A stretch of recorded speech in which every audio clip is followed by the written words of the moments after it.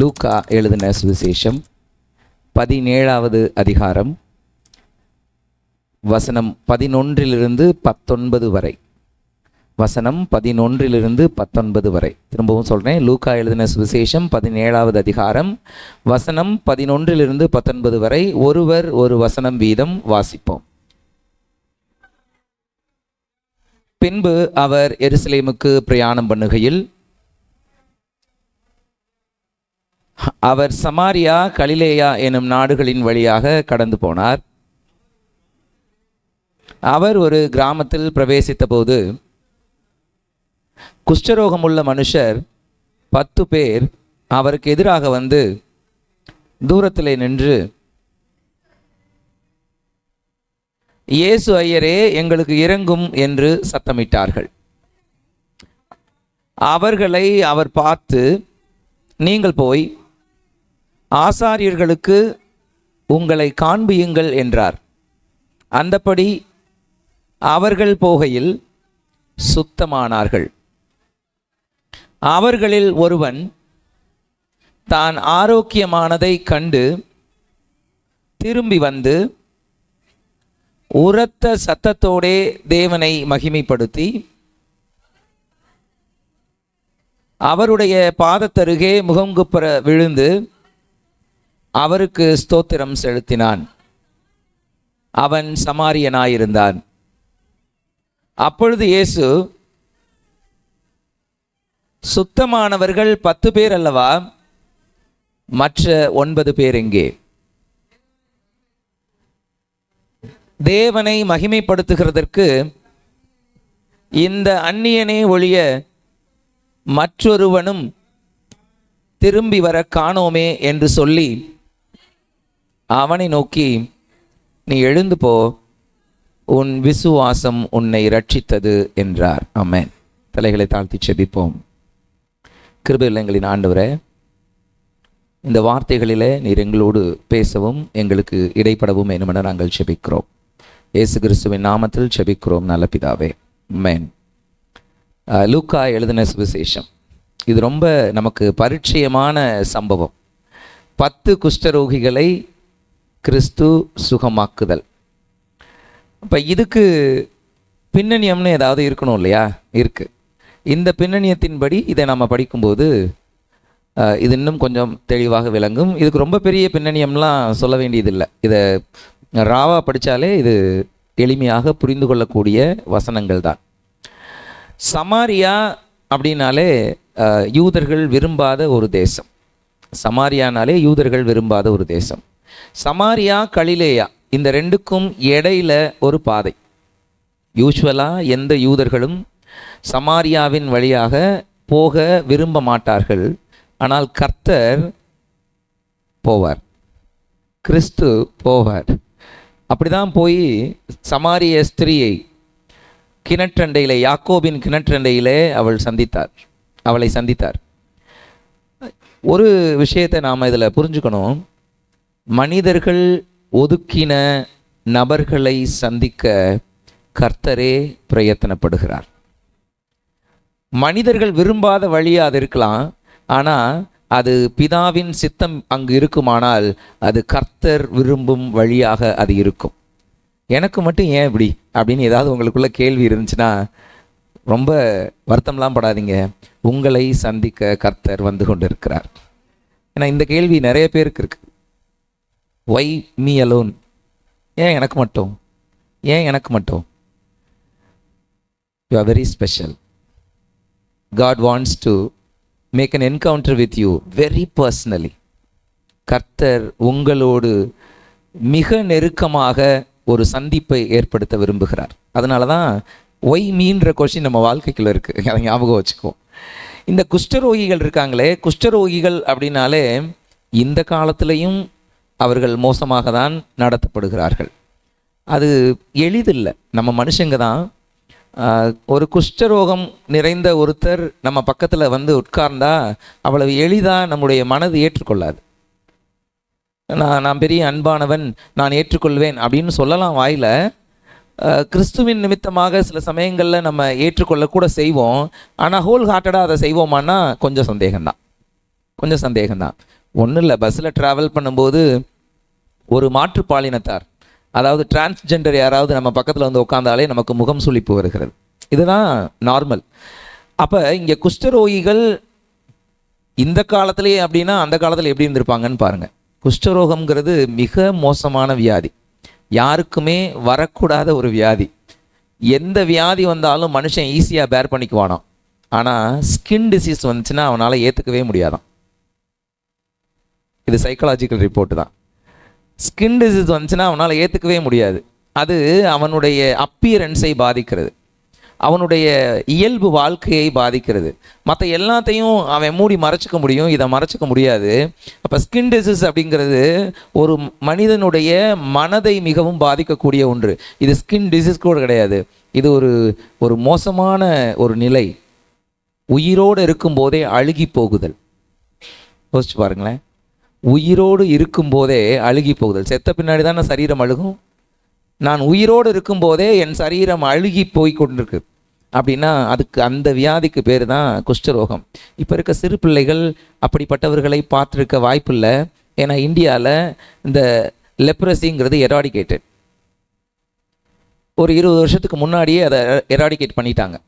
ஆனால் அதனுடைய எச்சங்கள் மிச்சங்கள் இன்னும் நம்ம இந்தியாவில் இருக்குது. அப்படி பாதிக்கப்பட்டு க்யூர் ஆனவங்க இன்றைக்கி நம்ம மத்தியில் வசிக்கிறாங்க. நம்ம அவங்க மத்தியில் போய் ஊழியம்லாம் செய்கிறோம்ல. ஆமாம், கை விரல்கள் இல்லாதவர்கள், கால் விரல்கள் இல்லாதவர்கள், மூக்கு இல்லாதவர்கள், உதடிலே பாதி இல்லாதவர்கள், கண் புருவம் இல்லாதவர்கள், இப்படியெல்லாம் இருக்காங்க. அவர்களுடைய சரீரத்தின் அங்கங்கள் எல்லாம் அழுகி இல்லாமல் போய்கொண்டே இருக்கும். எலும்பு அழுகுங்க, எலும்பு அழுகி போகும். எலும்பெல்லாம் உடையத்தானே செய்யும், இது உருகும். அப்படி ஒரு மோசமான வியாதி.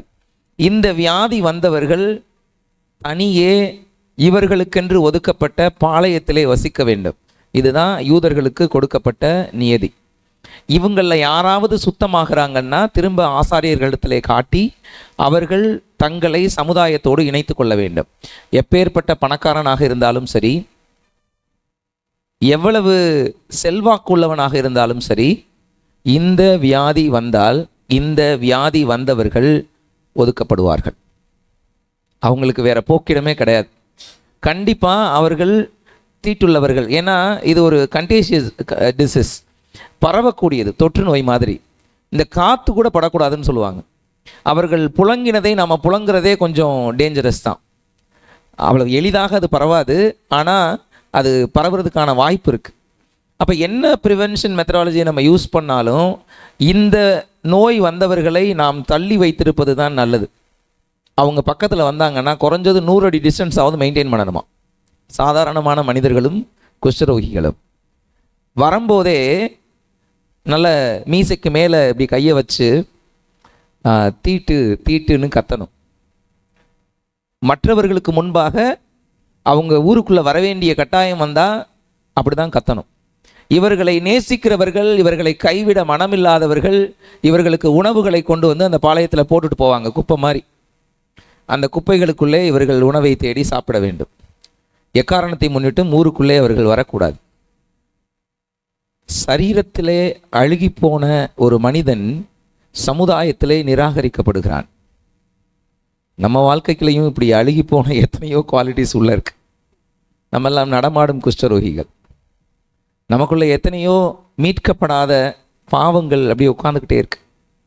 நீக்கப்படாத பாவங்கள் நிறைய உட்காந்துக்கிட்டே இருக்கு.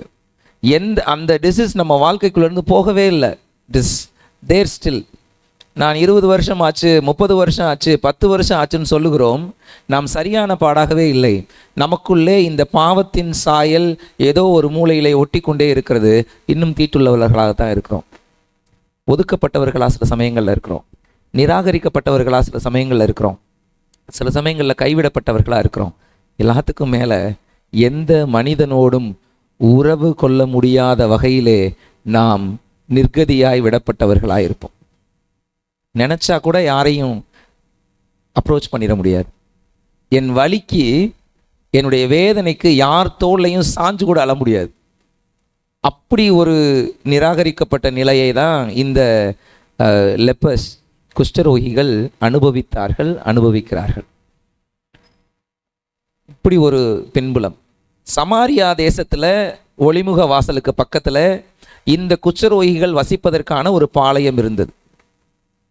இதை தான் நம்ம 1 ராஜாக்கள் 8வது அதிகாரத்திலையா 2 ராஜாக்கள் 8வது அதிகாரத்தில் 7வது அதிகாரத்தில் வாசிக்கிறோம். அந்த இஸ்ரவேல் பஞ்சத்தில் அடிபட்டிருக்கும். சீரியா அந்த நாட்டை சுற்றி வளைத்து பிடித்திருக்கும். அங்கே பஞ்சம் ஜாஸ்தியாக இருக்குது. இவங்க வெளியில் போய் எதையும் பர்ச்சேஸ் பண்ண முடியாது, வாங்க முடியாது. உணவே இல்லாமல் மிருகங்களை எல்லாம் அடித்து சாப்பிட்டு பிள்ளைகளை அடித்து சாப்பிடுகிற நிலை அந்த கிராமத்துக்கு வரும்போது இந்த சீரியா படைக்குள்ளே தேவன் செயல்படுவார். அவங்க அந்த கொத்தளங்களை விட்டு ஓடி போவாங்க. இந்த குஷ்டரோகிகள் தான் இங்கே இருந்தாலும் ஜாபம், அங்கே இருந்தாலும் ஜாபம், போய் தான் பார்த்துட்டு வருவோமேனு சீரியா அந்த கொத்தளங்களுக்குள்ளே போய் பார்த்துட்டு வந்து தகவலை இங்கு இஸ்ரவேல் ராஜாவுக்கு தெரிவிப்பார்கள். அப்படின்னா அவங்க வசித்த இடம் சமாரியாவினுடைய ஒளிமுக வாசலுக்கு பக்கத்தில் இருக்கிற ஒரு பாளையம். இப்போ இங்கே இவர் சமாரியா வழியாக கடந்து போகிறார். அந்த முறை சமாரியா வழியாக கடந்து போன போது அவர் அந்த சமாரிய பெண்ணை சந்தித்தார்.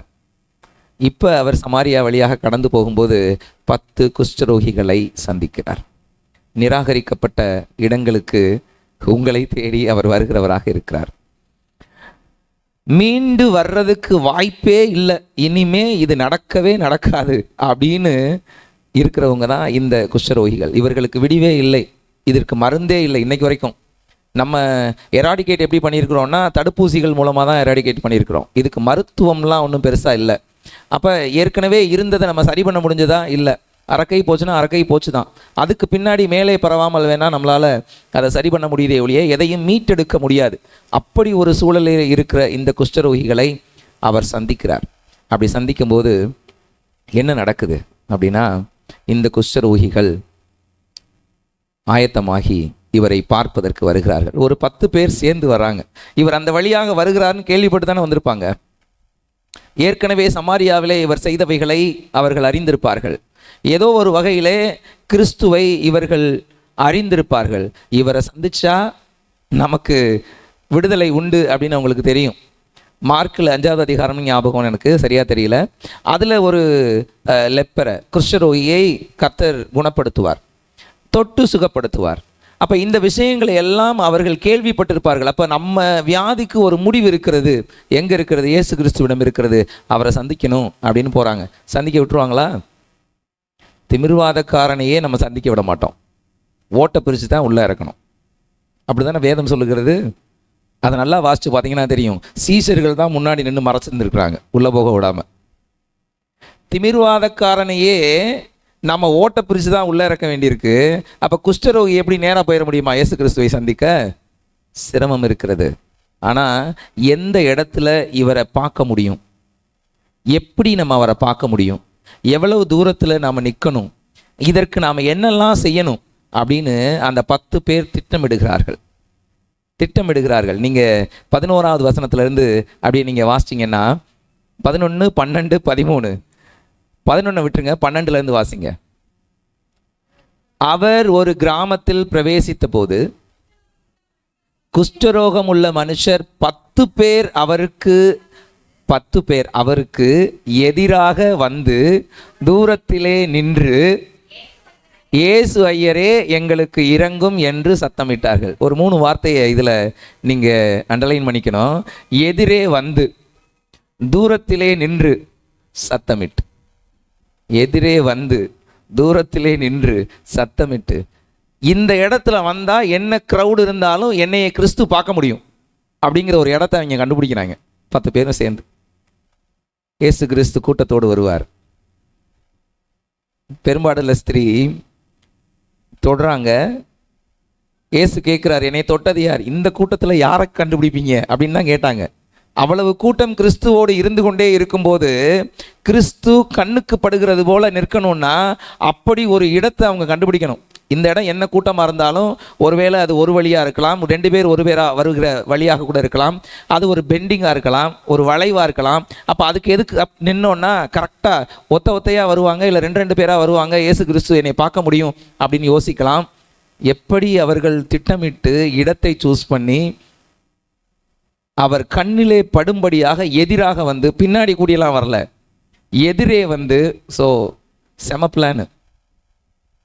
செம பிளானு. ஆனால் இயேசு கிறிஸ்து அவர்களை பார்த்தார். பார்க்காமலாம் விடலை. இயேசு கிறிஸ்து அவர்களை பார்த்தார். நாம் ஒன்று செய்யணும். நாம் நிறைய நேரங்களில் தேவனுக்கு மறைந்து கொள்ள விரும்புகிறோம். ஆதாம் மறைந்து கொண்டானே, பழத்தின் கனியை புசிச்சாரு. புசிச்சுட்டு தப்பு பண்ணிட்டோன்னு தெரிஞ்சிருச்சு. ஏன்னா நிர்வாணி என்றதை அவன் உணர்ந்து கொண்டான். அவனுடைய மனக்கண்கள் திறக்கப்பட்டு விட்டது. இப்போ அவர் என்ன செஞ்சுருக்கணும்? நேராக கர்த்தர்கிட்ட போய் சரணாகதி அடைஞ்சு, நீங்கள் செய்யக்கூடாதுன்னு சொன்னதை செஞ்சுட்டேன், நான் என்ன செய்யணும்னு கேட்டிருக்கலாம். இவனோடு உலாவும்படி தேவன் வருகிறார். இவர் போய் விருட்சங்களுக்கு நடுவே ஒளிந்து கொண்டார். 3வது அதிகாரம் ஆதியாகமத்தில் 8வது வசனம் சொல்லுது, தேவ சந்நிதிக்கு விலகி அப்படிங்கிற வார்த்தை இருக்கு. தேவ சந்நிதிக்கு விலகி விருட்சங்களுக்கு நடுவிலே ஒளிந்து கொண்டார்கள். என்ன செஞ்சிருக்கணும்? இவங்களாம் போய் வாலண்டியராக சரண்டர் ஆயிருந்தா நம்முடைய வேதமே வேறு மாதிரி நம்ம கைக்கு கிடைத்திருக்கும். வேதமே வேறு மாதிரி நம்ம கைக்கு கிடைத்திருக்கும். அவர்கள் சரணாகதி அடையவில்லை. இப்போ என்னாச்சு? இவர்கள் தங்களை ஒழித்து கொண்டார்கள். இவர்கள் பெருசாக எதையும் சாதிக்க முடியல. வாழ்க்கையில் தோல்வி உருகிற சந்ததியை பெற்றெடுக்கும் மக்களாய் மாறிப்போனார்கள். இன்னைக்கு ஆதாமோட மடியிலே பாவம் இருந்தது. இது என்னுடைய உங்களுடைய மடிக்கும் கடத்தப்பட்டிருக்கிறது. நாம் பாவிகளாகவே இந்த பூமியிலே ஜனனமாகிறோம், பிறக்கிறோம். ஒரு பெரிய மாற்றம் ஒரு சின்ன விஷயத்தில் இந்த பூமிக்கு வந்து விட்டது. இப்போ இவங்க 10 பேரும் சேர்ந்து ஒரு திட்டமிடலோடு தேவனை பார்க்கிற விதமாய் பார்க்க பிரயாசப்பட்டார்கள். அவர் கண்ணுக்கு படுற மாதிரி நிற்கணும்னு அவங்க முயற்சி பண்ணி அவர்கள் எதிரே தூரத்தில் நின்று சத்தமிட்டு, 100 அடி தூரத்தில் அவர் வராரு. அப்போ அட்டென்ஷனை கிராப் பண்ணணும். அட்டென்ஷனை கிராப் பண்ணணும்னா சத்தமிட்டு, உரத்த சத்தமிட்டு அவரை கூப்பிடுகிறார்கள். இயேசு ஐயரே எங்களுக்கு இரங்கும், இயேசு ஐயரே எங்களுக்கு இரங்கும். கர்த்தர் பார்த்தார், கிறிஸ்து பார்த்தார். 14வது வசனத்தில் அந்த முதல் பகுதியை பார்த்தோன்னா, கர்த்தர் அவர்களை பார்த்து, அவர் பார்வை நம்ம மேலே பட்டுட்டாலே போதுங்க. நிறைய சுகமளிக்கிற இடங்கள்ல கர்த்தர் மனதுருகினார்னு இருக்கும். நாயின் விதவையினுடைய மகன் இறந்து போகும்போது மனதுருக்கம் அடைந்து, குருடன் கண் பார்வை இல்லாதிருக்கும் போது அவனுக்கு மனதுருகி அப்படிங்கிற வார்த்தையை நீங்கள் வாசிக்கலாம். இங்கே மனதுருகின்லாம் இல்லை, இவர் பார்த்தார். அவர் பார்வையிலே ஒரு மனதுருக்கம் இருக்கிறது. அவர் பார்வையிலே ஒரு மனதுருக்கம் இருக்கிறது. அவர் பார்க்குற இடத்துல நீங்கள் நின்றுட்டீங்கன்னா போதும், அவர் மனதுருக்கம் உங்கள் மேல் இருக்கும். அவர் மனதுருக்கம் உங்கள் மேல் இருக்கும். என்ன சார், என்ன பிரதர், என்னென்னமோ பண்ணுறேன், என் வாழ்க்கையில் நன்மைகள் சேருவதில்லை, நான் கைவிடப்பட்டவனாகவே உணர்கிறேன் அப்படிங்கிறது உங்களுடைய கூற்றா இருக்குமானா, கர்த்தர் அவருடைய பிள்ளைகளுக்கு மட்டும் மனதுருகிறவர் அல்ல அப்படிங்கிறத நாம் அவருடைய உவமைகளின் வழியாகவே பார்க்க முடியும். நம்ம நிறைய நேரங்கள் என்ன நினைக்கிறோன்னா, ஸ்பிரிச்சுவலாக ரொம்ப ஹையாக இருந்தால் தான் கர்த்தர் எனக்கு மனதுருகுவார் போல், நான் இன்னும் எதை செய்தால் கர்த்தர் எனக்கு நன்மை செய்வார். நீங்கள் எதையும் செய்யாமல் இருந்தாலே கர்த்தர் உங்களுக்கு நன்மை செய்வார். அவர் நிறைய இடங்களில் மனதுருகினார்னு இருக்குது. ஆனால் மனதுருக்கத்தை பற்றி அவரே 3 இடங்களில் பேசியிருக்கிறார் உவமைகளின் வழியாக. அந்த 3ஐயும் ஜஸ்ட் அப்படியே கோடு போட்டு காட்டுறேன். மனதுருக்கம் யாருக்கெல்லாம் இருக்கிறது? லூக்கா 10:33. கூடுமான மட்டும் லூக்காவிலிருந்தே நான் கொஞ்சம் குறிப்புகள் எடுத்திருக்கேன். ஏன்னா ஒரு புத்தகத்தை தெளிவாக புரிந்து கொள்ள வேண்டுமானால் அதை எழுதியவரின் பார்வையிலிருந்தே அந்த புத்தகத்தை படிப்பது தான் சிறந்ததாக இருக்கும். அதனால் பெரும்பாலான குறிப்புகள் லூக்காவில் இருக்கிற மாதிரியே எடுத்திருக்கிறேன். 10:33, சமாரியன் ஒருவன் பிரயாணமாய் வருகையில் அவனை கண்டு மனதுருகி. யாருது? நல்ல சமாரியன். ஒருத்தர் யூதர், அவர் கொள்ளையடிக்கப்பட்டு நிர்வாணமாய் வனாந்தரத்திலே விடப்படுகிறார், குற்றுயிரும் குலையுயிருமாக. ஆசாரியர் வர்றார், தள்ளி போறார். லேவியர் வர்றார், தள்ளி போறார். சமாரியர் வர்றார், தள்ளி போகல, மனதுருகுகிறார். சமாரியன் இந்த யூதனுக்கு யார்? பிறன். உன்னை நேசிப்பது போல பிறனை நேசிப்பாயாகன்னு சொன்னதுக்கு தான் அந்த கதையோட தொடர்ச்சி. பிறன். இவங்க ரெண்டு பேருக்கு ஏதாவது சம்பந்தம் இருக்கா? இல்லை. உங்களுக்கும் கிறிஸ்துவுக்கும் எந்த சம்பந்தமும் இல்லை என்றாலும் உங்களுக்காக மனதுருகுகிறவர் கிறிஸ்து. அவர் பிறனாய் இருந்தார். நீங்க அவருக்கு தூரமா இருந்தாலும் சரி, யாரு கிறிஸ்துன்னு தெரியாம இருந்தாலும் சரி, சமாரியன் எப்படிப்பட்டவன்னு நீங்க அறியாமல் இருந்தாலும் சரி, இந்த சமாரியன் அந்த கொள்ளையடிக்கப்பட்டு குற்றுயிரும் குலையுருமாய் இருக்கிறவனுக்கு எப்படி உதவி செய்தானோ அப்படி கிறிஸ்து நமக்கு பிறனாக உதவி செய்கிறார். அவர் அப்படிதான் மனதுருகுகிறார்.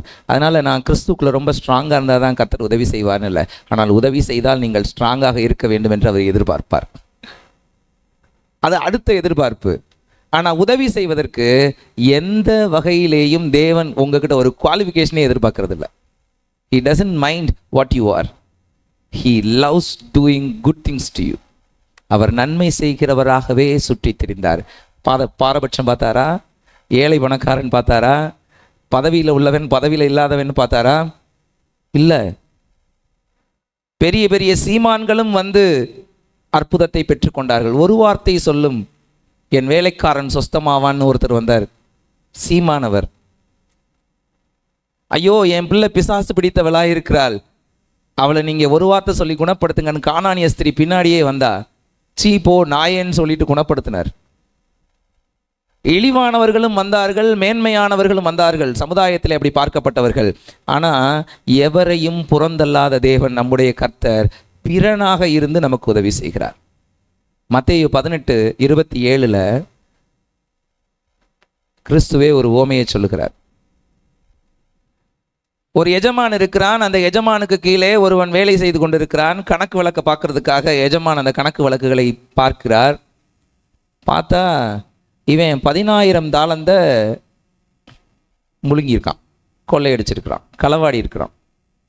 கண்டுபிடிச்சிட்டு நீ கொடுத்து தீர்க்க மட்டும் உன்னை விட முடியாதுன்னு அவனை காவலில் போடுறாரு.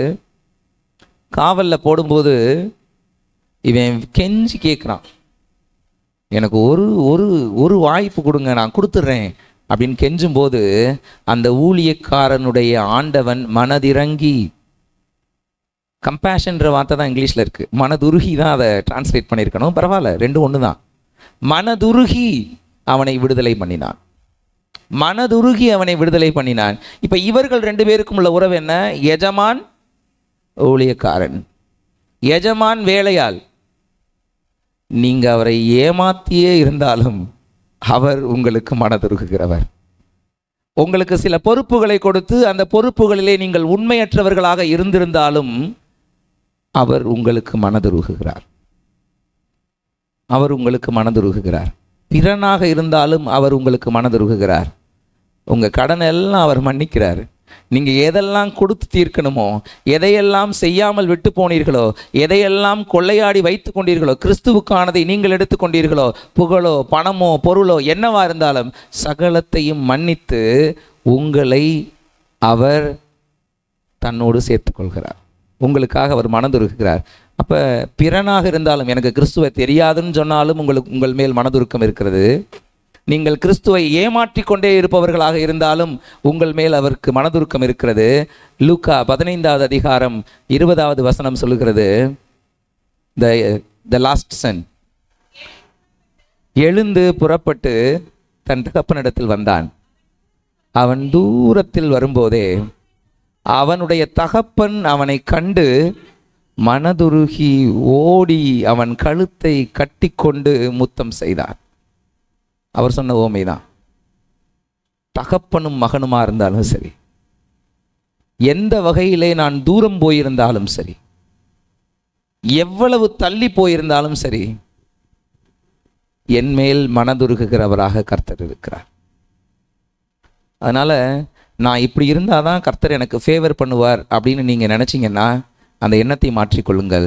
இஸ்ரவேலை ஆசீர்வதிப்பதே என் பிரியம்னு சொன்ன கர்த்தர் உங்கள் மேல் மனதுருகி உங்களுக்கு சரியானதை கொடுக்கிறதையே அவர் விரும்புகிறார். நீங்கள் எப்படிப்பட்டவராக இருந்தாலும் அவர் என்றும் மாறாதவர். அவரோட ஆட்டிடியூடை மாற்ற முடியாது. அவர் என்றும் மாறாதவர். நன்மை செய்கிறவர்களுக்கு நன்மையும் தீமை செய்கிறவர்களுக்கு தீமையும் கொடுக்கிறவர் கர்த்தர் அல்ல. இந்த பூமியில் இருக்கிற யாவருக்கும் நன்மை செய்கிறவர் நம்முடைய கர்த்தர். யாவருக்கும் நன்மை செய்கிறவர் நம்முடைய கர்த்தர். இதை நம்ம புரிஞ்சுக்கணும். அவர் பார்வை என் மேல் பட்டால் அது என் வாழ்க்கையிலே இரக்கத்தை கொண்டு வரும். இயேசு ஐயரே எங்களுக்கு இரங்கும். அவங்க கேட்டது அவ்வளோதான். இயேசு ஐயரே எங்களுக்கு இரங்கும். 100 அடி தூரத்தில் குஷ்டரோகி இருக்கான். இயேசு அவர்களை பார்க்கிறார்.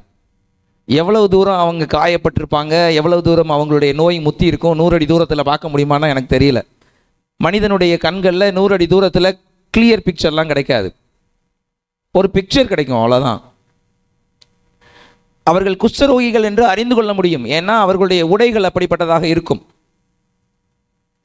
அப்போ இப்படி ஒரு சத்தத்தை அவர்கள் எழுப்பும்போது அவர் கண்டுகொள்கிறார்.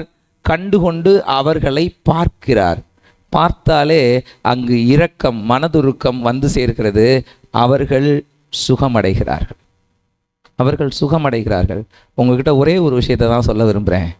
எல்லாம் இப்போ நான் கொடுத்த 3 சம்பவங்களினுடைய தொகுப்புலையும் லூக்கா 10:33 சமாரியன் விழுந்து கிடந்தான், தற்செயலாய் பிறன் வந்தான். நான் விழுந்து கிடந்தால் தற்செயலாய் அல்ல, கிறிஸ்து அவரே வருவார், வந்து எனக்கு அவர் உதவி செய்வார். எஜமானிடத்திலே என்னை மன்னியுங்கள் என்று அந்த வேலைக்காரன் வேண்டிக் கொண்டான். வேண்டிக் கொண்டதன் நிமித்தம் அவன் மேல் மனதுருகி அவனை மன்னித்து விட்டார். தகப்பன் வீட்டுக்கு போவோம் அப்படின்னு இவன் புறப்பட்டு வரும்போது தான் தகப்பன் எதிர்கொண்டு மனதுருகுகிறார். இப்போ எல்லா இடத்துலையும் ஒரு விஷயத்தை நம்ம புரிஞ்சுக்கணும். இந்த முதல் கேஸில் மட்டும்தான் பிறன் வருகிறான்.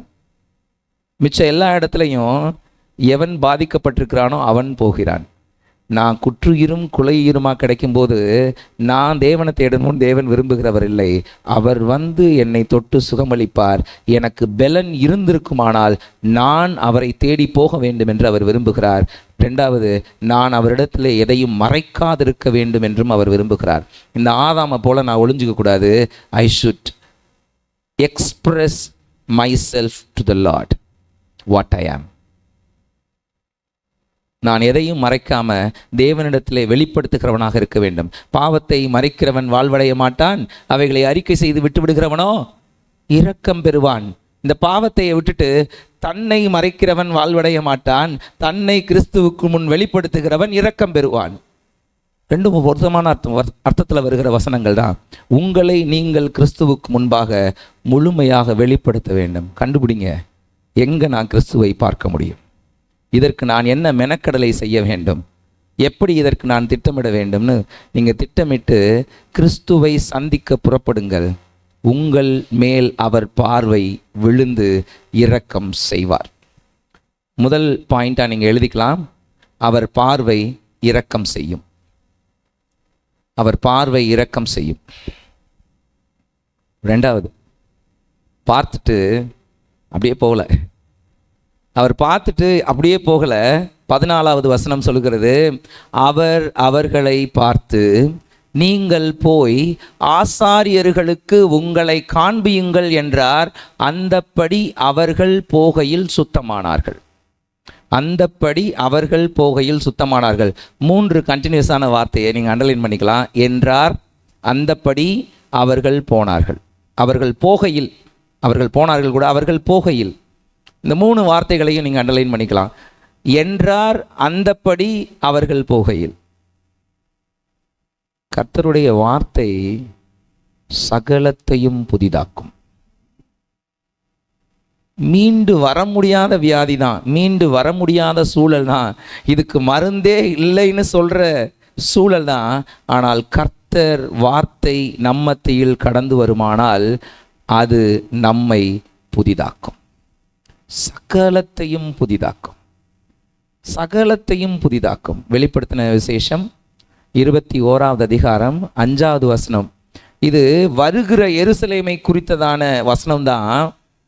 ஆனால் அவர் சிங்காசனத்தில் இருக்கும்போது அவர் சொல்லுகிறார், நம்ம எல்லாரும் அந்த எருசலேமுக்குள்ளே போக போகிறோம், அங்கு நாம் அவரை துதிக்க போகிறோம், அவர் பார்வையிலே நாம் நிற்க போகிறோம்னா அது வெறுமனே எருசலேமுக்கு சொல்லப்பட்ட, புதிய எருசலேமுக்கு சொல்லப்பட்ட வார்த்தை மட்டுமல்ல, இந்த நிகழ்காலத்துக்கு தேவையான வார்த்தையும் தான்.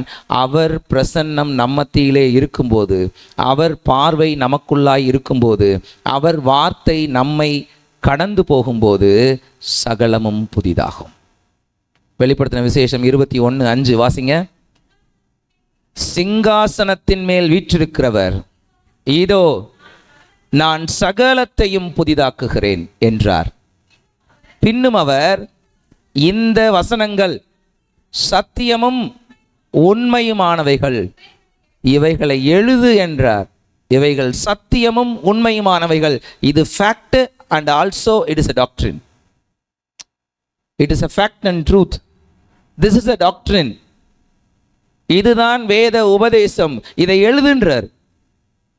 நான் சிங்காசனத்தில் உட்கார்ந்திருக்கும் போது, தேவனுடைய ராஜ்யம் அங்கு இருக்கும்போது எல்லாம் புதிதாகும்.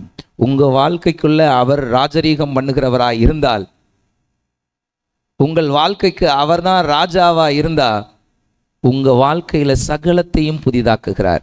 இவங்க கூப்பிட்டாங்களே, எப்படி கூப்பிட்டாங்க? இயேசுவே, ஐயரே. இங்கிலீஷ்ல எப்படி இருக்குன்னு பார்த்தீங்கன்னா, ஜீசஸ் மாஸ்டர். எல்லாத்துக்கும் எஜமான் நீங்க தான். மாஸ்டர்னா எஜமான், எல்லாத்துக்கும் மாஸ்டர் நீங்க தான். என்னை ஆளுகிறவர் நீங்க தான், அதான் அர்த்தம். அவருடைய ஆட்சிக்கு கீழே என்னை நான் அர்ப்பணிக்கும் போது நீங்க தான் எனக்கு எல்லாம், நீங்கள் செய்வது தான் என் வாழ்க்கையிலே அப்படின்னு சரணாகதி அடைகிறோம்ல. அந்த சரணாகதி அடையும் போது தான் அவர் நம்முடைய வாழ்க்கையிலே சகலத்தையும் புதிதாக்குகிறார். இதுவே 21வது அதிகாரம் வெளிப்படுத்தின விசேஷத்தில் 14வது வசனத்தை வாசித்தோன்னா இதனுடைய கண்டினியூஷன் தான் நம்ம 15வது வசனம். அங்கே என்ன இல்லை? அங்கே என்ன இல்லை? 21:4 இனி மரணமும் இல்லை, துக்கமும் இல்லை, அலறுதலும் இல்லை, வருத்தமும் இல்லை, முந்தினவைகள் ஒளிந்து போயின, இனி எல்லாம் புதிதாயின. முந்தினவைகள் ஒளிந்து போயின. நீங்க பூர்வமானது என்னென்னத்தையோ யோசிச்சுக்கிட்டே இருக்கீங்க, எதுவும் இல்லை.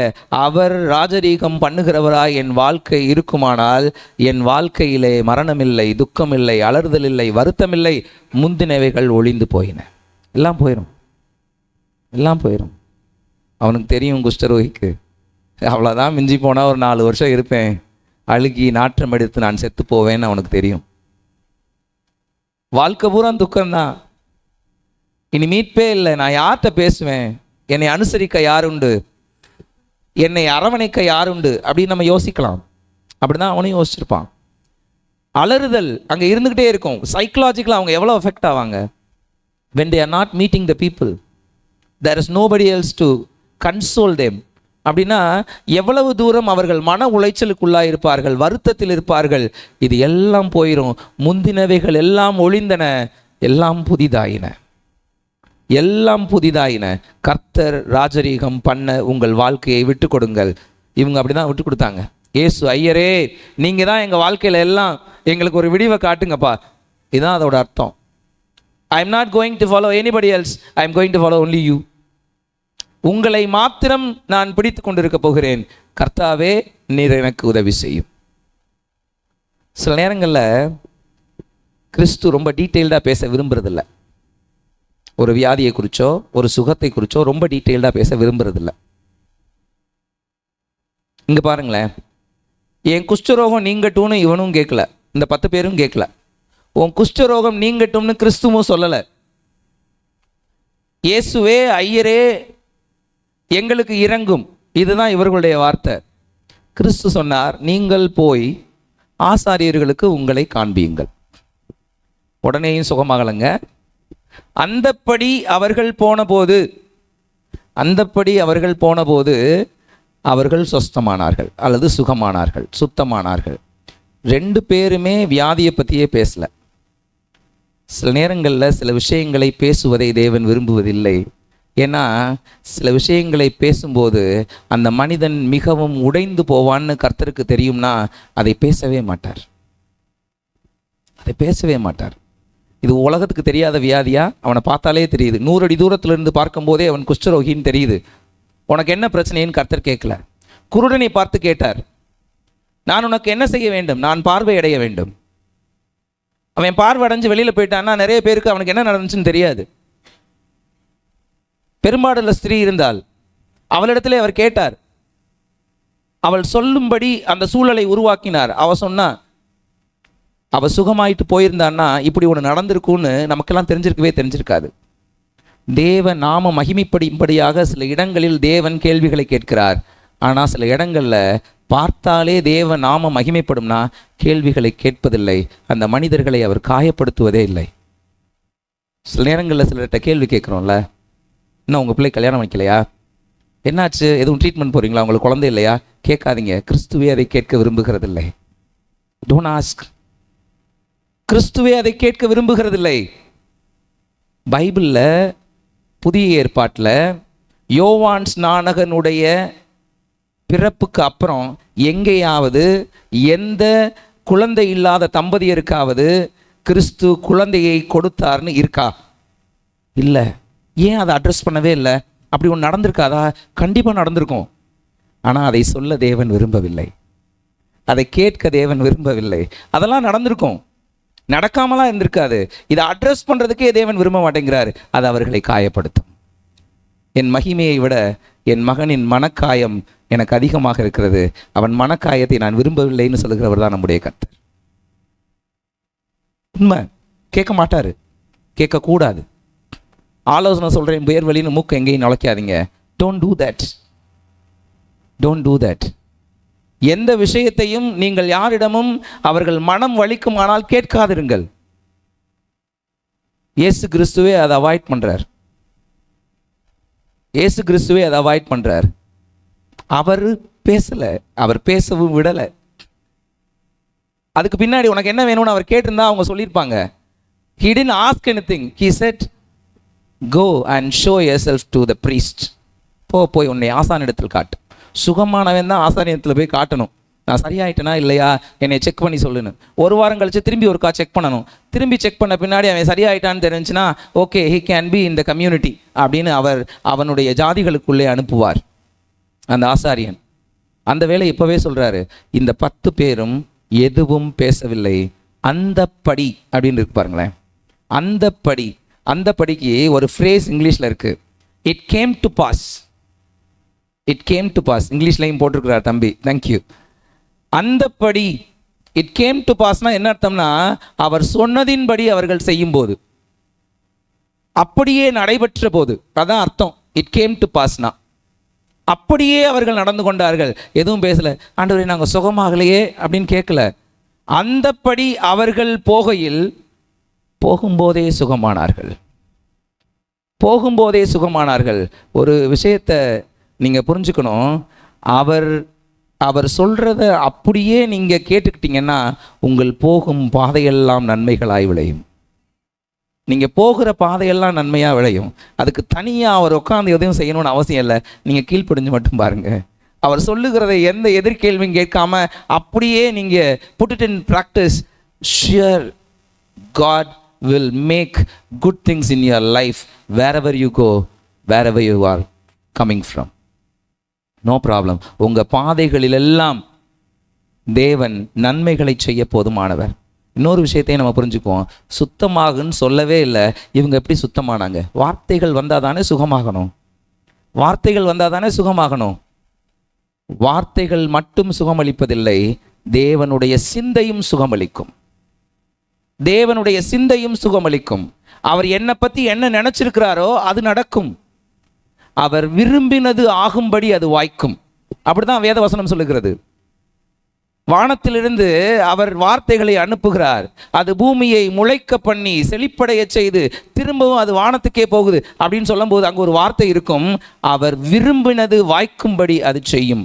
அவர் சொன்னது வாய்க்கும்படின்னு கூட இல்லை, அவர் விரும்பினது வாய்க்கும்படி அது செய்யும். விரும்பினதை அவர் மனசுக்குள்ள என்ன நினைச்சிருக்கிறாரோ அதை அந்த வார்த்தை செய்து வரும். இவர் சொன்னது, போய் உன் ஆசாரியனிடத்திலே உன்னை காட்டு. ஆனால் அவர் விரும்பினது உங்களுடைய சுகம், உங்களுடைய ஆசீர்வாதம், உங்களுக்கான எல்லா வகையான பிளெஸ்ஸிங்ஸையும் அவர் அந்த இடத்துல நினைத்திருக்கிறார். அவர் நினைப்பு அங்கு அப்படியே செயலுக்கு வருகிறது. அவர் நினைப்பு அப்படியே அங்கே செயலுக்கு வருகிறது. அவர் விரும்பினது உங்களுக்கு ஆகும்.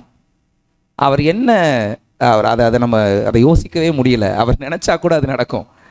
அவர் வார்த்தை அவர் நினைத்ததையும் செய்யும். ஏசாயா 55:9 சொன்னோன்னா, உன் நினைவுகள் என் நினைவுகள் அல்ல, வானத்துக்கும் பூமிக்கும் எவ்வளவு தூரமோ அவ்வளவு தூரமாய் உன் நினைவுகளிலிருந்து என் நினைவுகள் இருக்கிறது. அப்படின்னா நான் என்னை பற்றி நினைக்கிறது கொஞ்சமாக இருக்கும், என் கர்த்தர் என்னை பற்றி நினைப்பது மிக பெரிதாக இருக்கும். நீங்கள் இது கிடைச்சா போதும்னு நினைப்பீங்க.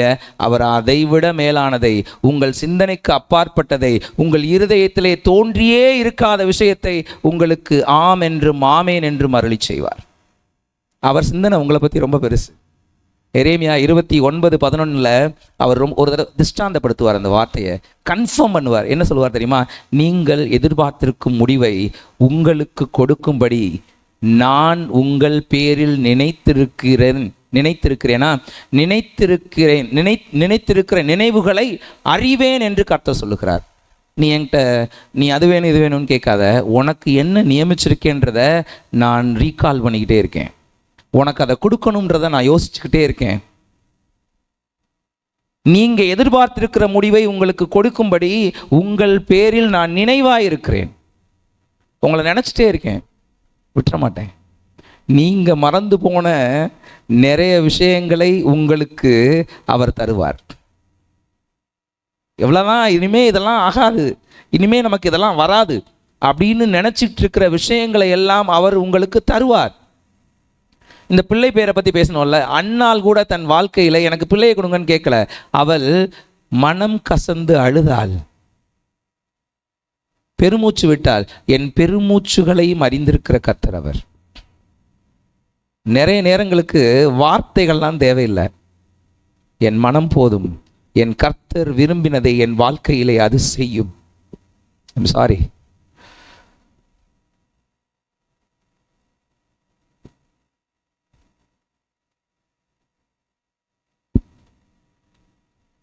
உங்கள் பேரில் அவர் நினைத்திருக்கிறது ரொம்ப பெருசு. எரேமியா 29:11 கடைசி வசனங்களை நம்ம வாசிச்சோம்னா, அந்த நினைவுகள் எப்படிப்பட்டவையாம்? எனக்கு சமாதானத்தை அருளுகிற நினைவு, எனக்கு தீமையை அல்ல நன்மையை அருளுகிற நினைவு.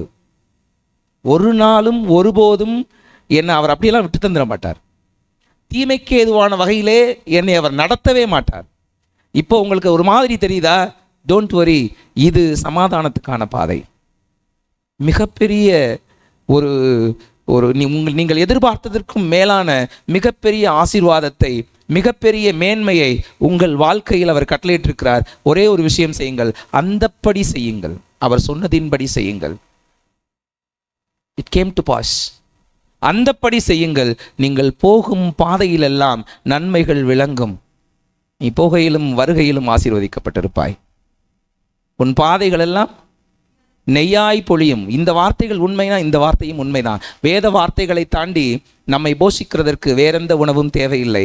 அவர் வார்த்தை சகலத்தையும் புதிதாக்கும். இதான் 2வது தலைப்பு. அவர் வார்த்தை சகலத்தையும் புதிதாக்கும். 17-19 வரை.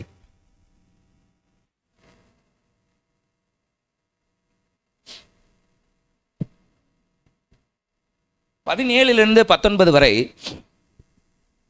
18-19 வசனங்களை வாசிப்போம்.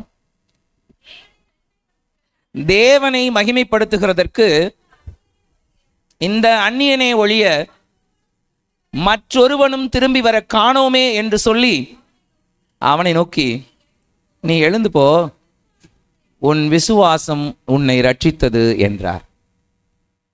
கிறிஸ்துவுக்கு ஒரு எதிர்பார்ப்பு இருக்குங்க. கிறிஸ்துவுக்கு ஒரு எதிர்பார்ப்பு இருக்கு. நம்ம புருஷனோட எதிர்பார்ப்பு என்ன, பொண்டாட்டியோட எதிர்பார்ப்பு என்ன, பிள்ளைகளோட எதிர்பார்ப்பு என்னன்னு கண்டுக்கிறதுலேயே வாழ்க்கையை புறம் தொலைச்சிப்படுறோம். ஒரு எதிர்பார்ப்பை நம்ம ஃபில்ஃபில் பண்ண முடியாது.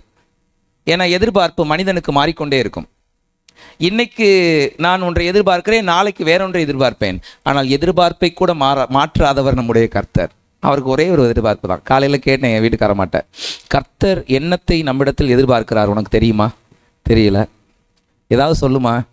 தெரியல, விடுங்க, அதான் தெரிஞ்சா சொல்லுவோம்ல அப்படின்னாங்க. என்னத்தை எதிர்பார்க்கிறான்னு தெரியாமல் நீ எப்படி நடப்ப அப்படின்னு கேட்டேன்.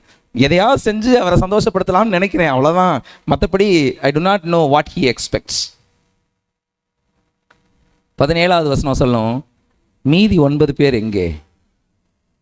மீதி 9 பேர் எங்கே? 10 பேர் சுகமானீங்கல்ல போற வழியில. 9 பேரும் யூதன், ஒருத்தன் சமாரியன். இந்த சமாரியன் மட்டும் திரும்பி வரான். சமாரியன்றதே ஒரு இழிவான பிறப்பு மாதிரி பார்ப்பாங்க. அது வரைக்கும் 10 பேரும் ஒன்றா இருக்கான். தொழுநோய் வந்தால் ஒன்றா இருப்பாங்க போல. ஒரு சுகமானதும் பிரிவினை வந்துருச்சு.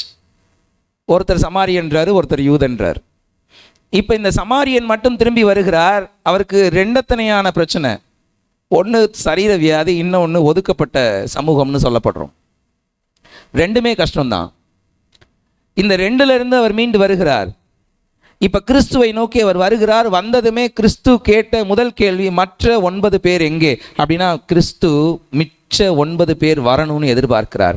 அவரிடத்தில் நன்மையை பெற்ற நாம் அவரை நோக்கி திரும்பி வர வேண்டும் என்று அவர் விரும்புகிறார். அதான் அவர் விருப்பம். அவர் விருப்பம். இன்னைக்கு ரொம்ப இமோஷனலா இருக்கேன், சாரி, தெரியல. அவர் விருப்பம், நான் நன்றி செலுத்த வேண்டும், நான் துதி செலுத்த வேண்டும். இதுதான் அவர் விருப்பம், வேற எதுவுமே கிடையாது. அதுவும் எப்போ தெரியுமா? இன்னைக்கு செய்த நன்றிக்கு 2 வருஷம் கழிச்சு இல்லை, காலையில் செய்த அற்புதத்துக்கு சாயங்காலம் இல்லை, உடனே உடனே. லூக்கா 5:25 வாசிங்களேன். திமிர்வாதக்காரனை மேல இருக்கிற தட்டோடை பிரித்து உள்ளே இறக்குகிறார்கள், அவன் சுகமடைகிறான். லூக்கா 5:25, உடனே அவன் அவர்களுக்கு முன்பாக எழுந்து தன் படுக்கையை எடுத்துக்கொண்டு தேவனை மகிமைப்படுத்தி தன் வீட்டுக்கு போனான். எந்த வேலையும் செய்யறதுக்கு முன்னாடி முதல் வேலையாக தேவனை மகிமைப்படுத்தினான். அற்புதங்களை பெற்றுக்கொண்ட நாம், அதிசயங்களை பெற்றுக்கொண்ட நாம், நன்மைகளை பெற்றுக்கொண்ட நாம், குணமாக்கப்பட்ட நாம் கர்த்தருக்கு நன்றி பலிகளை ஏறெடுக்க வேண்டும் என்று கர்த்தர் விரும்புகிறார், எதிர்பார்க்கிறார். அதுவும் இன்ஸ்டண்டா, உடனே, இமீடியட்லி. எல்லா இங்கிலீஷ் வேர்ட்ஸ்லையும் அந்த வார்த்தை இருக்கும், இமீடியட்லி. லூக்கா 18:43 லூக்கா 18:43 ஒரு குருடனை சுகப்படுத்துகிறார். வழி அருகே உட்கார்ந்திருக்கிற குருவன், தாவீதின் குமாரனே அப்படின்னு சொல்றாருல, அவரை குணப்படுத்துகிறார். உடனே, இந்த உடனே எல்லா ஃப்ரேஸ்க்கும் தான். உடனே அவன் பார்வை அடைந்து தேவனை மகிமைப்படுத்தி கொண்டே பின் சென்றான். இந்த உடனே நடுவுலையும் போடுங்க. உடனே பார்வை அடைந்து உடனே தேவனை மகிமைப்படுத்தி கொண்டே அவருக்கு பின் சென்றான். He has done that. நம்ம வாழ்க்கையில் கர்த்தர் எதிர்பார்க்கிறது ஒன்றே ஒன்று தான், ஃபெய்த்ஃபுல்னஸ்.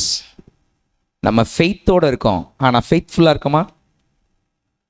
ஃபெய்த்னா நம்பிக்கை, ஃபெய்த்ஃபுல்னஸ்னா உண்மை, விசுவாசம். இதுதான் விசுவாசம்.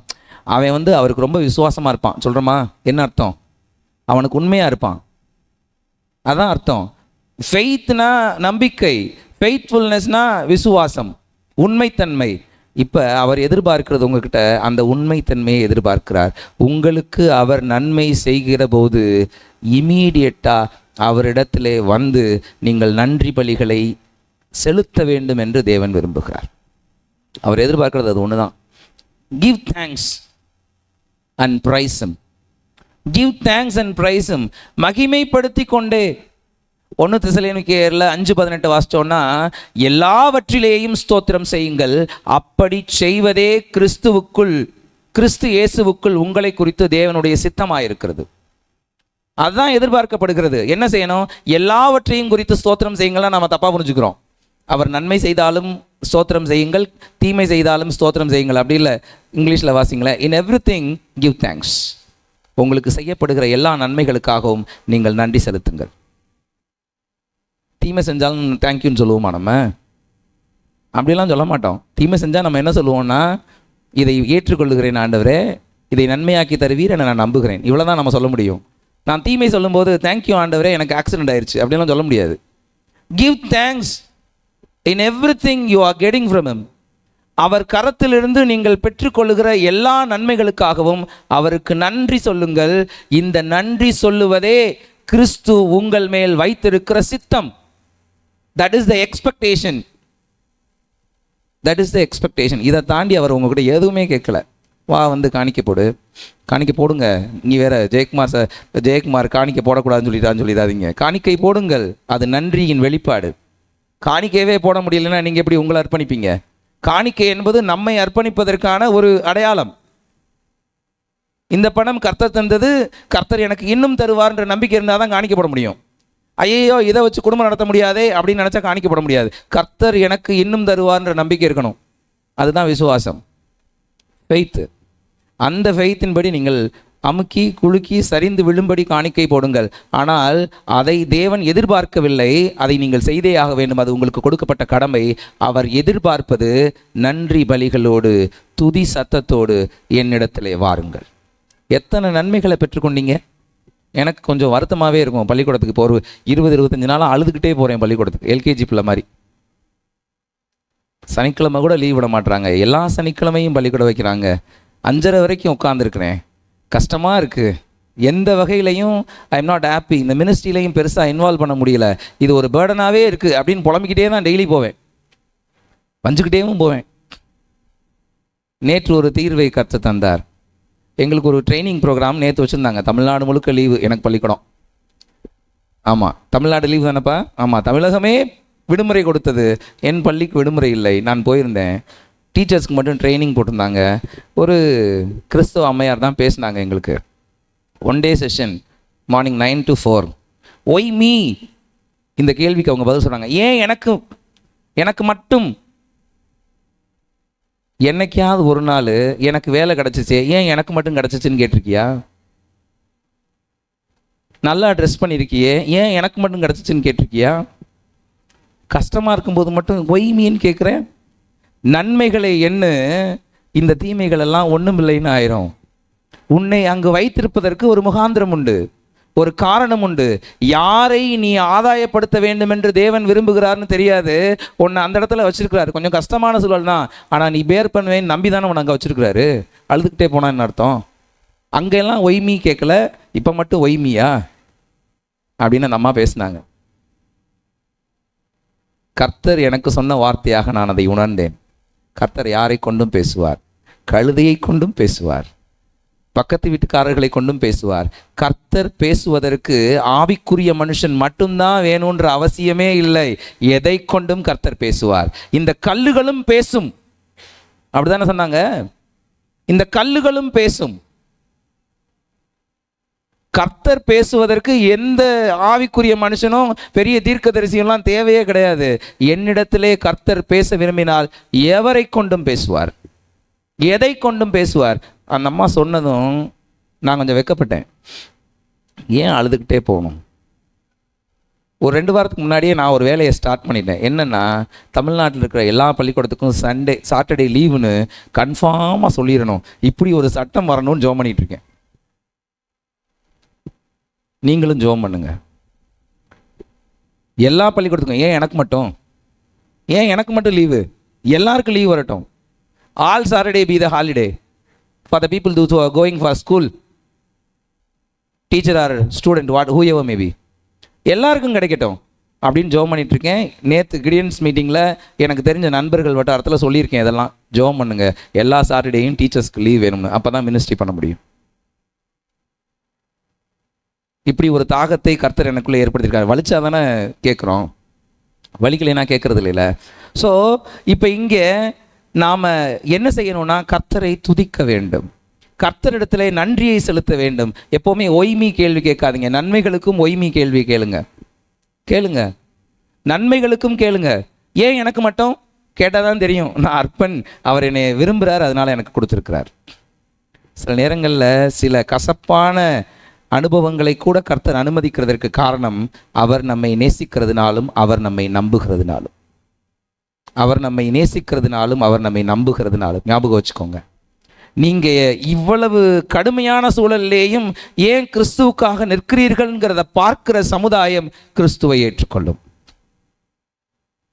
சில நேரங்களில் பாடுகள் தான் மற்றவர்களை கிறிஸ்துவை நோக்கி கொண்டுட்டு வரும். நம்முடைய பாடுகள்,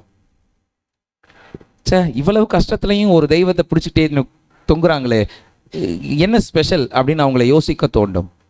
மற்ற எந்த வழிபாடுகள்லையும் ஒரு விஷயம் நம்ம நினைத்தது நடக்கலைன்னா இந்த தெய்வத்தை விட்டுட்டு அடுத்த தெய்வத்துக்கு மாறிக்குவாங்க. பேர் மாறிடும், ஜாமிக்கு பேர் மாறிடும், குலதெய்வமே மாறி போயிடும். நாம் விடாப்பிடியாய் நிற்கிறதை பார்க்கும்போது கர்த்தர் மகிமைப்படுகிறவராய் இருக்கிறார். இந்த 15-19 வசனங்கள்ல அவன் திரும்பி வந்து உரத்த சத்தத்தோடே தேவனை மகிமைப்படுத்தி அவருடைய பாதத்தருகே முகங்குப்புற விழுந்து அவருக்கு ஸ்தோத்திரம் செலுத்தினான். அப்படிதான் இருக்கும். 15-16 வசனங்கள்ல திரும்பி வந்து உரத்த சத்தத்தோடே தேவனை மகிமைப்படுத்தி அவருடைய பாதத்தருகே முகங்குப்புற விழுந்து அவருக்கு ஸ்தோத்திரம் செலுத்தினான். காலில் விழுகிறான். பாதத்து அருகேன்னு இருக்கு, அங்கே பார்த்தீங்கன்னா அட் ஹிஸ் ஃபீட், பாதத்தில் விழுகிறான். விழுந்து மகா சத்தத்தோடு he gives him thanks. ஆண்டவரே, என் நோயை குணப்படுத்தினதற்காக நன்றி. போகிற வழியிலேயே சுகமாயாச்சு. அவர் ஆசாரியன்ட்ட தான் போய் காட்டுன்னு சொன்னார். ஆனால் சுகமானதுன்னு தெரிஞ்சதுமே ஆசாரியனிடத்தில் போவதை விட இவன் கிறிஸ்துவினிடத்தில் வருகிறதை பிரதானமாய் பார்த்தான். நமக்கு சுகமாயிருச்சுன்னா அவரிடத்துல வாருங்கள், நன்றி சொல்லுங்கள். நீங்கள் வாங்க, ஆலயத்துக்கு வாங்க, ஆசாரியர்களை பாருங்கள், அதையெல்லாம் செய்யுங்கள். ஆனால் முதலில் கிறிஸ்து, முதலில் கிறிஸ்து. அவன் திரும்ப வந்து உரத்த சத்தத்தோடே பாதத்தருகே முகங்குப்புற விழுந்து அவருக்கு நன்றி செலுத்தினான், ஸ்தோத்திரம் செலுத்தினான். இதை வாசிக்கும் போது எனக்கு இன்னொரு ஞாபகம் வந்தது. அந்த நலதைலமா, நலதைலத்தை இயேசு கிறிஸ்துவனுடைய பாதத்தில் உடைத்து கொட்டி பூசின ஒரு பெண். இந்த சம்பவம் வந்து 4 சுவிசேஷங்கள்லையுமே இருக்குது. வேறு வேறு பெயர்களில் குறிப்பிட்டிருக்கு. ஒருவேளை 2 சம்பவங்களாக இது நடந்திருக்கலாம். ஒன்று மகதலேனா மரியாள்னு சொல்லப்படுது, இன்னொன்று லாசருவின் சகோதரி மரியாள்னு சொல்லப்படுது. இப்படி சில சம்பவங்கள் இருக்குது. அது நமக்கு தேவையில்லை. 4 சுவிசேஷங்களிலும் இருக்கக்கூடிய ஒரு பகுதி. ஒரு விலை உயர்ந்த தைலத்தை உடைத்து கிறிஸ்துவினுடைய பாதத்திலே பூசி தன் தலைமயிரினால் அதை துடைத்து கண்ணீரால் பாதத்தை கழுவி கிறிஸ்து சொல்லுவார், எவனுக்கு அதிகமாக மன்னிக்கப்பட்டதோ அவன் அதிகமாக நேசிக்கிறான். லூக்கா 7:44-50 வரைக்கும் சும்மா ரன் த்ரூ பண்ணுங்க. அதில் ஒரு வசனம் இருக்கும், மிகவும் அன்பு கூர்ந்தாலே, மிகவும் அன்பு கூர்ந்தாலே. தேடுங்கப்பா, லூக்கா 7:44-50 மிகவும் அன்பு கூர்ந்தாலே. அன்பு கூர்னா துதி வந்துடும், அன்பு இல்லைன்னா துதி வராது. நீங்கள் என்னதான் தலைகீழா நின்னாலும் துதி வராது. துதிக்க வேண்டுமானால் 7வது அதிகாரம் 47வது வசனம், இவள் கொஞ்சமாய் மேலன இருக்கு, ஆதலால் நான் உனக்கு சொல்லுகிறேன், இவள் செய்த பாவங்கள் மன்னிக்கப்பட்டது, இவள் மிகவும் அன்பு கூர்ந்தாளே, இவள் மிகவும் அன்பு கூர்ந்தாளே. நீங்கள் எவ்வளவு அதிகமாக பெற்றுக்கொள்கிறீர்களோ அவ்வளவுக்கு அவ்வளவு உங்களுடைய அன்பை கூட்டுங்கள், அவ்வளவுக்கு அவ்வளவு உங்கள் அன்பை கூட்டுங்கள். என்ன செய்யணும்? துதினா என்ன? தேங்க்ஸ் கிவிங்னா என்ன? சுத்தி நின்னவங்க சொன்னாங்க, ஏன் இவ்வளவு விலையுந்த தைலத்தை உடைக்கணும்? அழைத்தவர் ஹானர் பண்ணல கிறிஸ்துவ, இவள் வந்து கிறிஸ்துவ மகிமைப்படுத்துகிறாள், மரியாதை செய்கிறாள். எல்லாரும் பேசுனாங்க, எதுக்கு இவ செய்கிறான்? இவ பாவியான ஸ்திரீயாச்சே, இவ பாவியான ஸ்திரீன்னு அவருக்கு தெரியாதா? தொட விடுறாரே, இப்படியெல்லாம் பேசினாங்க. எந்த வார்த்தையாவது இவளுடைய காதுக்குள்ளே போச்சா? போல. நீங்கள் கிறிஸ்துவை துதிக்கும் போது உங்கள் கண்ணுக்கு தெரிய வேண்டியது சுற்றுப்புறம் அல்ல, மற்றவர்கள் அல்ல, கிறிஸ்து மட்டுமே.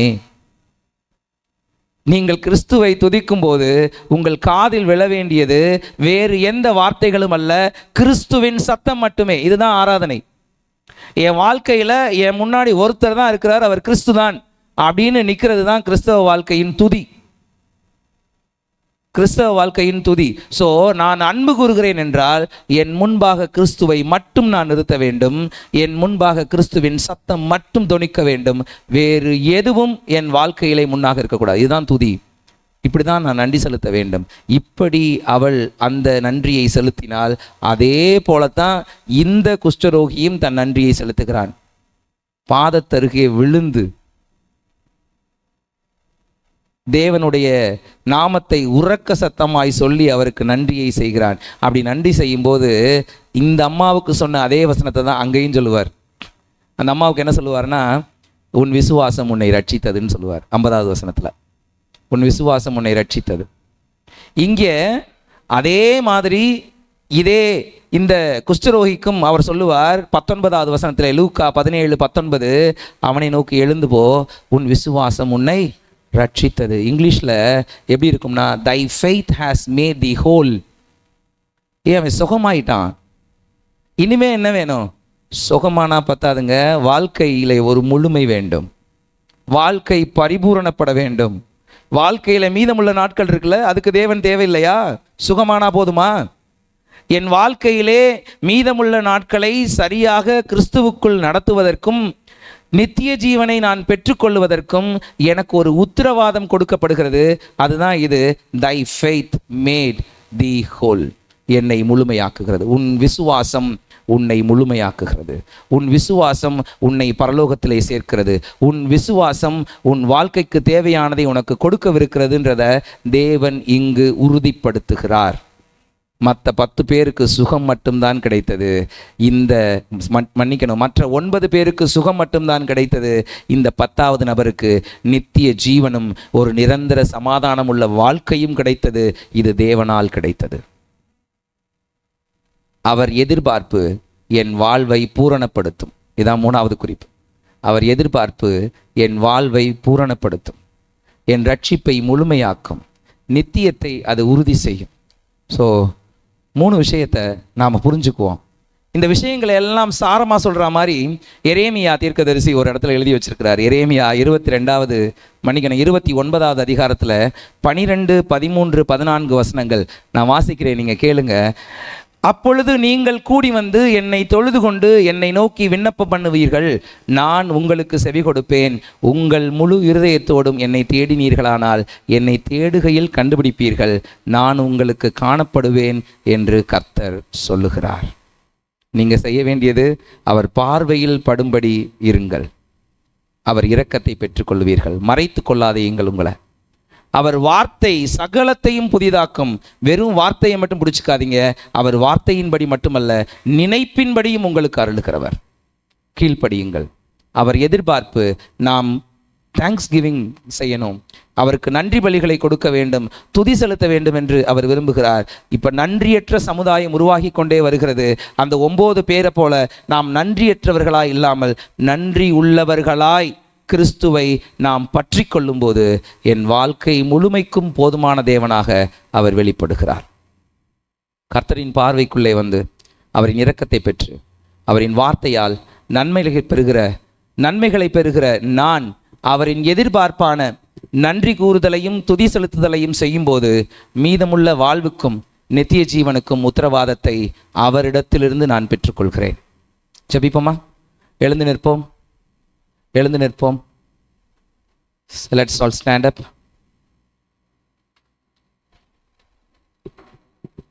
கிருபையுள்ள எங்களின் கர்த்தாவே, உம்மை துதிக்கிறோம். இந்த மனமகிழ்ச்சியின் நாளுக்காக, உயிர்த்தெழுந்த நாளுக்காக நாங்கள் நன்றி செலுத்துகிறோம். நீர் எங்களோடு பேசி இருக்கிறீர். உமது பார்வை எங்களுக்கு இரக்கம் செய்யும். ஆம் தகப்பனே, உமது வார்த்தை எங்களை புதிதாக்கும். உம்முடைய எதிர்பார்ப்பான துதி என் வாழ்வை பூரணப்படுத்தும். இதை நாங்கள் அறிந்து கொண்டோம் கர்த்தாவே.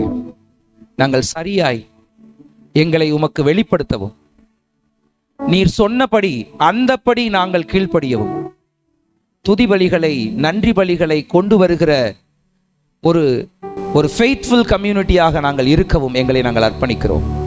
என் கர்த்தர் என்னோடும் எங்களோடும் இருந்து எங்களை பலப்படுத்துவீராக. நித்தியத்துக்கான உத்தரவாதத்தை உமது கரத்திலிருந்து பெற்றுக்கொள்ள நாங்கள் வாஞ்சிக்கிறோம்.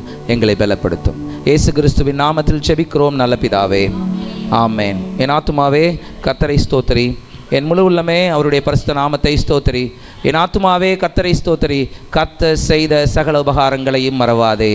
ஆமென், ஆமென், ஆமென். நம்முடைய பிதாவாகிய தேவனுடைய அன்பும் நம்முடைய ஆண்டவராகிய கிறிஸ்துவனுடைய அன்பும் அந்யோன்யமும் ஐக்கியமும் பரிசுத்த ஆவியானவருடைய வழி நடத்துதலும் நம் அனைவரோடும் கூட இப்போதைக்கும் எப்போதைக்கும் நம்மை விட்டு நீங்காதிருப்பதாக. ஆமென். சமாதானத்தோடு சென்று வாருங்கள்.